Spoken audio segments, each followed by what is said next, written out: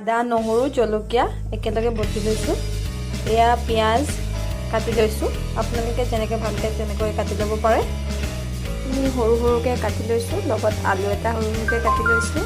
হাঁহৰ মাংস ভালকৈ সৰু সৰুকৈ কুটি লৈছোঁ। মই কুটা নাই হৈছে, ঘৰত থকা এজন। এয়া কেৰাহী গৰম হোৱাৰ পিছত 3 টেবুল চামুচমান তেল দি লৈছোঁ। তেল বেছি নিদিলেও হয়, কাৰণ হাঁহৰ মাংসত যিহেতু তেল থাকে। এয়া তেলখিনি অলপ উতল আহিবলৈ দিম। নহৰুখিনিও দি দিছোঁ বটি লোৱা। আদা নহৰু পিঁয়াজখিনি আপুনি ৰঙা হোৱালৈকে ভাজি থাকিব। ইয়াৰ ধুনীয়া গোন্ধ এটা ওলায়। যিহেতু হাঁহৰ মাংস, গতিকে মই ইয়াত বিশেষ একো মছলা ব্যৱহাৰ নকৰোঁ।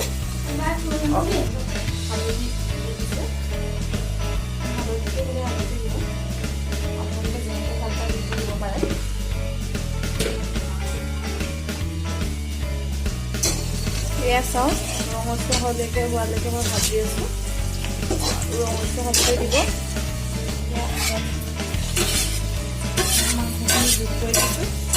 কোমোৰা ভিতৰত এইটো বনাম, গতিকে বেছি হাঁহৰ মাংস দিয়া নাই। এয়া লৰাই লৰাই এনেকৈ ভাজি থাকিব অলপ টাইম। লাহে মাংসখিনি নিজৰ ৰং সলনি কৰিব আৰু দেখিছে এয়া লাহে লাহে তেল এৰিব আৰম্ভ কৰিছে। যেতিয়া মই সোৱাদ অনুসৰি নিমখ যোগ কৰি দিছোঁ। এতিয়া মাংসখিনি অকণমান সিজিব দিম ঢাকন মাৰি। এতিয়া দেখিছেনে আপোনালোকে তেল এৰিছে মাংসখিনি। দেখিছেনে কিমান তেল এৰিছে, দেখিছেনে? লাহেকৈ আমি ইয়াত কোমোৰা যোগ কৰি দিম আৰু 2-3 মিনিটৰ পিছতে কোমোৰাখিনি ইয়াত যোগ কৰি দিম।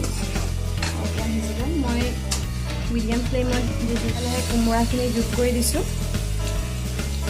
দেখিছে কোমোৰাখিনি যোগ কৰি দিছোঁ। কোমোৰাখিনি অলপ অলপকৈ দি লাহে লাহে লৰাই থাকিব। এয়া কোমোৰা হৈছে।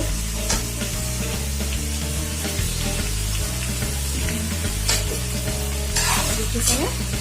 লাহে লাহে লৰাই দিব। আমি আগতে আপুনি মন কৰিছিল মই নিমখ অলপ দিছিলোঁ। যিহেতু কোমোৰাৰ পৰিমাণটো বেছি, গতিকে আপোনালোকে আন্দাজমতে আৰু অলপ নিমখ দি দিব।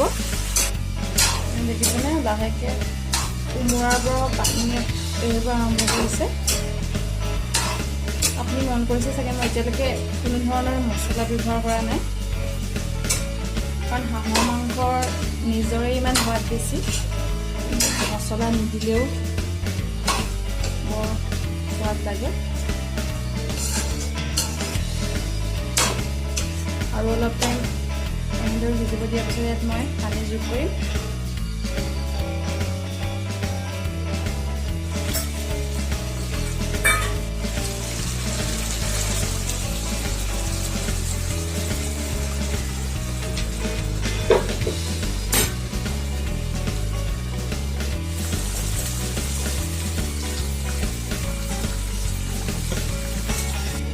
প্ৰায় নমাব পৰা হৈছে।